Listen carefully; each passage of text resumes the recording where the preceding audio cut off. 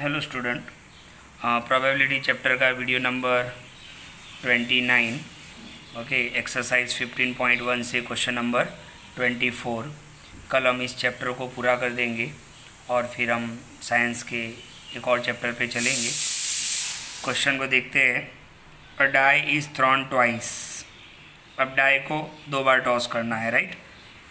What is the probability that number 1 5 will not come up either time.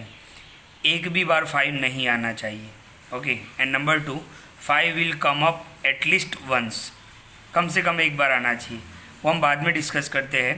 पहले इतना sentence समझ लो आप। अ die is thrown twice. तो इस पेज पे आते हैं हम, ध्यान से देखो।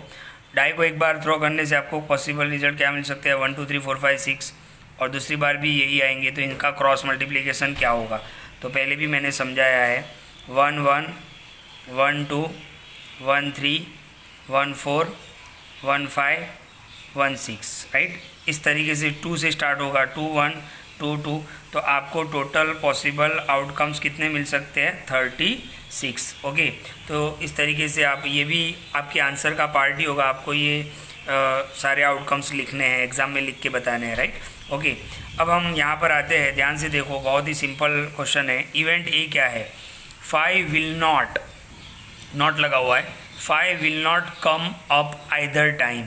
एक भी बार 5 नहीं आना चाहिए, ओके। तो मतलब 5 आ रहा है, वो आपको नहीं लेना है।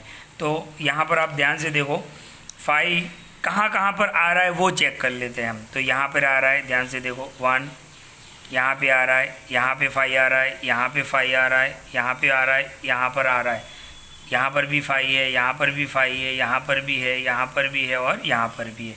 ये जितने मैंने आपको बताए वहाँ पर 5 आ रहा है। हमारा इवेंट क्या है, 5 will not come up either time. 5 नहीं आना चाहिए।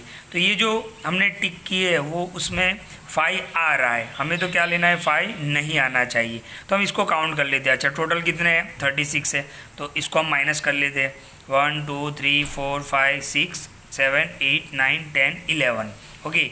यानी 36 के अंदर 11 रिजल्ट ऐसे है जिसमें 5 आ रहा है। तो इसका मतलब क्या हुआ, ये 36 माइनस 11, तो आपको कितना मिलेगा, 25।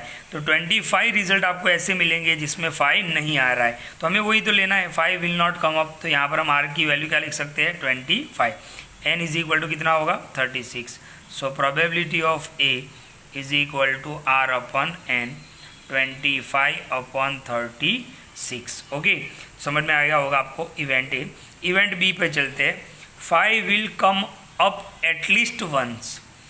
एटलीस्ट 1, इसका मतलब मैंने आपको आगे की वीडियो के अंदर समझाया है कि एटलीस्ट 1 का मतलब कम से कम एक, यानी हमें ज़्यादा लेना है। तो 1 2, वैसे हम 3 नहीं ले सकते हैं क्योंकि यहाँ पर आपको पास 2 ही रिजल्ट मिलते हैं। तो एक बार 5 आ रहा हो वो भी ले लेना है, और 2 बार 5 आ रहा है वो भी ले लेना है।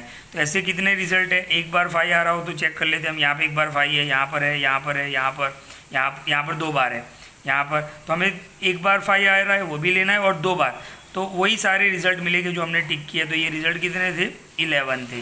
तो यहाँ पर हम लिख सकते हैं R is equal to 11, N is equal to 36। So probability of B is equal to R upon N, 11 upon 36। इसका कोई कैलकुलेशन नहीं होगा। एक बार और समझ लो, एटलीस्ट 1 का मतलब क्या होता है, 1 और उससे ज़्यादा। तो 1 और 2, हम आगे 3 नहीं ले सकते हैं क्योंकि यहाँ पर हमारे पास 1 और 2 दो ही है। तो एटलीस्ट 1 यानी एक बार 5 आ रहा हो वो भी ले लेना है, और 2 बार 5 आ रहा है वो भी लेना है। तो ऐसे रिजल्ट हमें कितने मिलेंगे, 11 मिलेंगे। तो ये था क्वेश्चन नंबर 24।